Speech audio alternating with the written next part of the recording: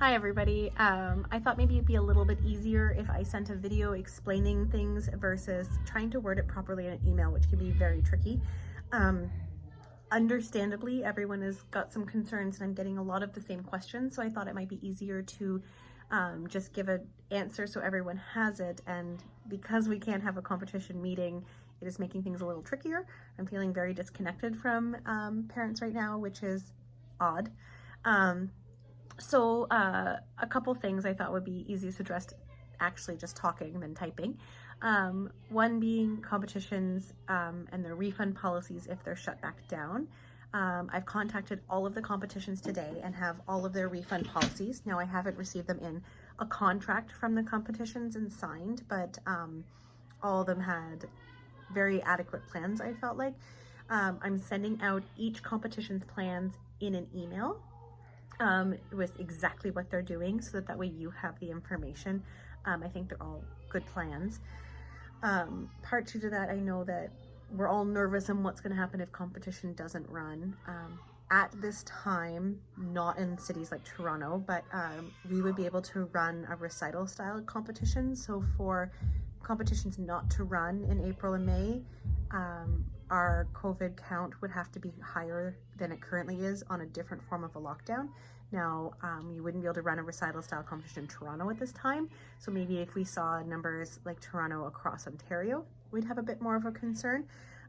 But the studios, are open, which means if everything looked like it does right now in Toronto across Ontario, we'd still be able to do video submission for competitions. So in fact, the COVID count would have to be worse than it is in all of Ontario in April and May for us not to be able to compete.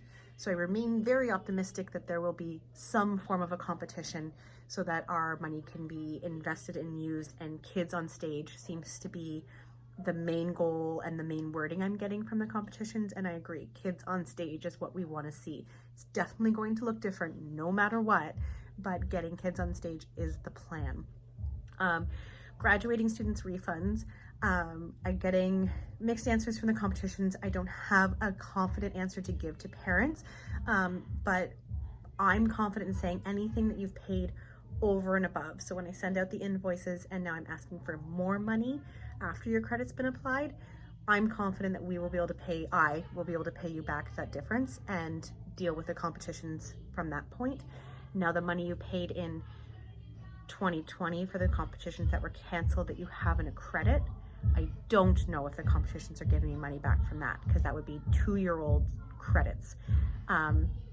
Competitions have said they're thinking about it, they're coming up with plans, but I don't have an answer on that. But I do know any new money invested, all of the competitions we're going to, you will get your money back from that.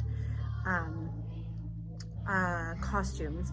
I just need everybody to bear with me. I know that it's really hard to justify spending thousands more on costumes when we don't even know what we're doing.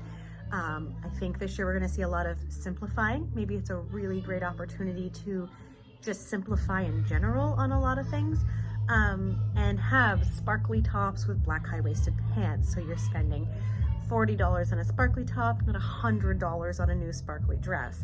And I think that I'm going to take as many opportunities to do things like that, as well as reuse everywhere, or use costumes that I have in stock that I need to not have here. So it's a $25 pretty dance dress versus a $100 new one.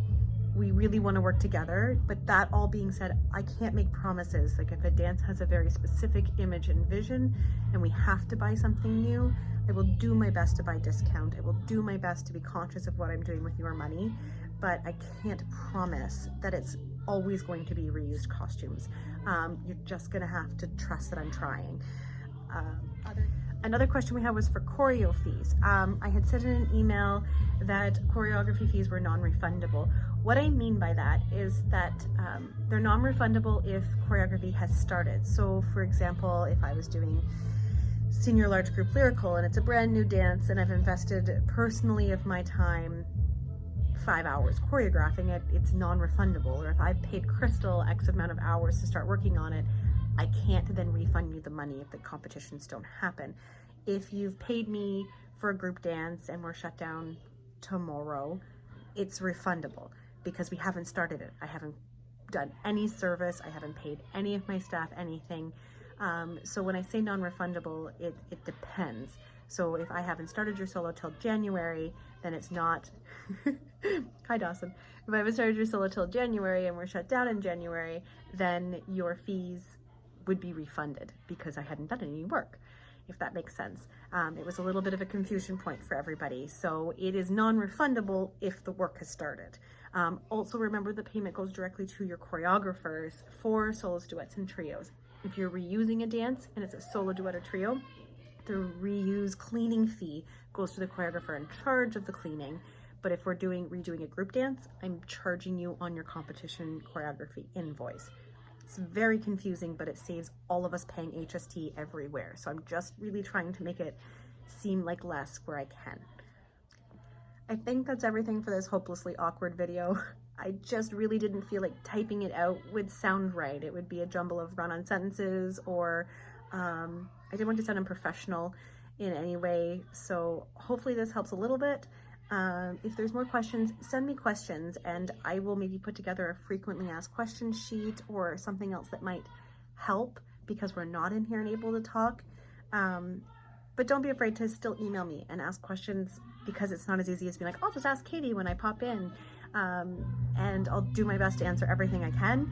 But to be honest, I'm feeling great about this year. The kids are all working so hard. They come in and they seem tired and stressed and gray, and they leave smiling and sweaty and have worked so hard. And I'm finding I'm reinvigorated by my classes, and I've talked to my staff and all of them feel the same way. So I'd like to keep reminding myself when I get discouraged that there's something still good happening with having the kids here, that they are mentally maybe not doing great at school and they're feeling so much better when they're moving, and I'm seeing them work harder. Maybe the time off has made them realize that they love this. So when they're here, and I don't feel like I've got that in the past, and I'm feeling the same way. When I'm here and very excited to teach, and I have a very good feeling about this year, that I just want to keep rolling with that energy and positivity, especially with the kids, because I really feel they need it. Anyway, thank you everybody. Sorry for my long, rambly video. Have a great evening, and I will talk to everyone soon.